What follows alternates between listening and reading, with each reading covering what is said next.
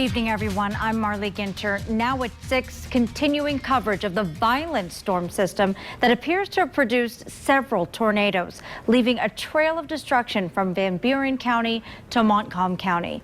We have a clear image from radar that shows where rotation was detected. You can see 3 clear paths, making really what appears to be a bear claw across our area. Storm teammate Kyle Underwood is in the air right now, surveying all of the damage. He'll join us live coming up in just a few minutes. Our entire team is here to show you the areas impacted. We want to start with my colleague Brian Sterling at the scene of some of the worst damage in Wyoming tonight. Brian? Marley, we're here at the area of 36th Street and Byron Center Avenue. This is probably the hardest hit area in the metropolitan Grand Rapids area as far as the tornado system that broke out today. I want to show you some of the damage. Take a look at this. This is just an example of some of what we're dealing with here in this area. Major big trees down on top of the power lines, the telephone lines, the cable. You might be able to hear the chainsaws behind me as the police are racing by as well. This is kind of a no-go zone here. There is no electricity. The intersections are at stop and go. The police have set up a command post here at 36th and Byron Center, and they are working their way through this. This is a tight-knit community, an older neighborhood here where all the neighborhoods. When this storm rolled through, I talked to some of them as I walked up and down the street.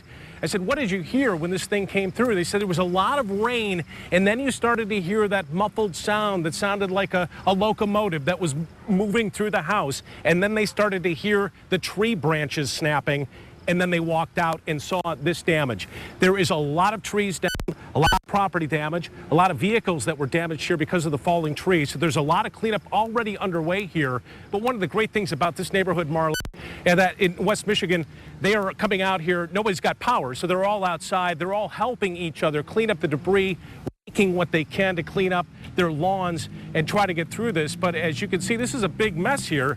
They're going to have to be dealing with this for at least another day or so as they get things situated. Some of these big branches out of the roadway, some of the power lines out of harm's way, and to allow that life continue on to normal here. But the good news is tonight, Marley, no major property damage except for a lot of the trees and stuff that is down, and no injuries. That's the good news to report here from Wyoming. I should also let you know that right now they're saying that Pinery Park, Buck Creek Park, and Lemery Park are closed because of a lot of the debris and the damage and the trees that are down. Yard waste collection now open 24 hours, 7 days a week. That's on Burlingame. Check out the Wyoming City webpage for more details on how you handle that. And we're going to be talking with Wyoming police officials coming up a little bit later in the show. But again, the good news, no injuries, but a lot of cleanup still underway tonight here. Marley? Okay, Brian, wow, definitely a lot of cleanup, but as you said, so relieved to hear no injuries reported at this point. We now want to go to Ken Kolker, who is live in Bangor tonight, where there is also a lot of damage out there. Ken? Yeah, Marley, we're in downtown Bangor where this tornado first touched down. We're in the area where it first touched down. Now, as you can see, there's a lot of damage here. Here's a number of the signs, a number of the street signs were bent over and broken, snapped off. The new police department here, the roof was torn off the police department. There are a lot of trees down here. Now, the sheriff department tells us that this tornado touched down first just south of town near the high school and cut basically a 2-block path right through Bangor. It did a lot of damage, but luckily there was not a lot of major structural damage. A lot of trees that were down, as Brian was saying, in the Kent County area, a lot of trees down, but not a lot of structural damage. Now, we are told that just north of town, there's a township hall that has been heavily damaged, and a blueberry farm that also was heavily damaged in the storm. Now, we hope to hear soon from a man who lives just south of Bangor, who actually watched that tornado, was outside as surveillance cameras at his farm captured that tornado. Now, we hope to be talking to him soon. For now, live in Bangor, Ken Kolker, 24-Hour News 8. All right, Ken, thank you for that update from Bangor tonight. Not too far away from here, there was another incident over at Rivertown Crossings Mall, and we want to get to our correspondent over there to find out what happened at the mall tonight. Marvis? Well, we're here, like you said, in Granville, excuse me, and behind me is Rivertown Crossing Mall. Now, you can see a lot of damage from over here, but we saw a couple trees were hurt. But the main story is that the mall had to evacuate to a safe place. Dozens of people were inside of the mall, and we have a photo. Let's throw that photo up on your screen now. And you can see in the photo taken by one of the shoppers inside that several people in there, but it is the severe weather hit on a Saturday afternoon, so it's no surprise that there was lots of people out shopping this afternoon. There's no reports of injuries that we know of, but I would advise definitely avoiding this area. Lots of traffic over here, and really a lot of businesses told us, or a lot of homes told us, that they don't have any power, so really no use to really come out here to the mall just yet. But we're staying on top of it, trying to see exactly what happened inside and looking for more information on that, so you can check back in a little bit later and I'll try to update you guys on that. But for now, live in Granville, Marvis Herring, 24-Hour News 8.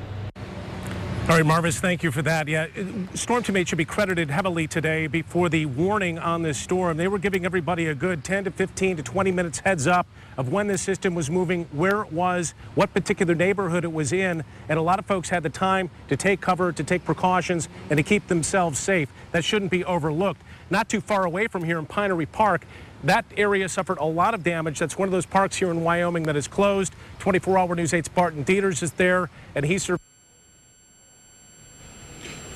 Well, actually, Leon, we're here at 28th Street between Burlingame and Byron Center. You can see here a large tree fell down and has caused extensive damage to this house. This house is more than 100 years old, one of the older homes here in Wyoming, and it suffered extensive damage. That damage goes all the way down the street. This area here in mid to northern Wyoming and into southwestern Grand Rapids really kind of seems to be the epicenter of a lot of the more severe damage. As we said, Pinery Park is a mess, and there is also a lot of damage in the area around Burton Street, just west of Division Avenue. Many people I talked to are convinced that a tornado came down around there. A tree was knocked down just west of Division across Burton. Neighbors and passing motorists helped clear that tree off the road, allowing fire trucks to pass unimpeded. Neighbors in that area say the swirling winds passed between houses. Here's a little bit of what they had to say. Wind woke me up, so I looked out and it was like a tunnel, and it hit the tree, and then the tree went down across the street. It was like in a rotation motion. The wind, it was blowing, it was going. I've never seen it. I've never seen it in my life.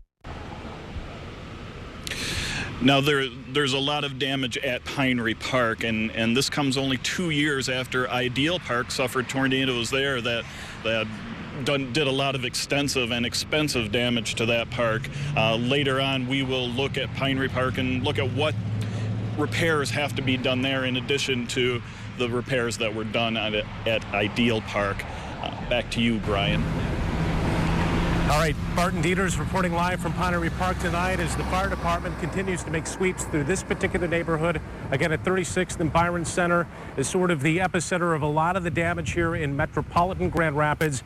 We can see Consumers Energy crews are on the scene here, Marley, so the work is already underway as far as the cleanup, getting people back online and getting the power back on. Because, again, this is a storm that hit on a weekend, so unpredictable as you're going to get service and whatnot. It looks like that the work is progressing here in this area at least, but still a lot of cleanup to go. Marley, we'll send it back to you.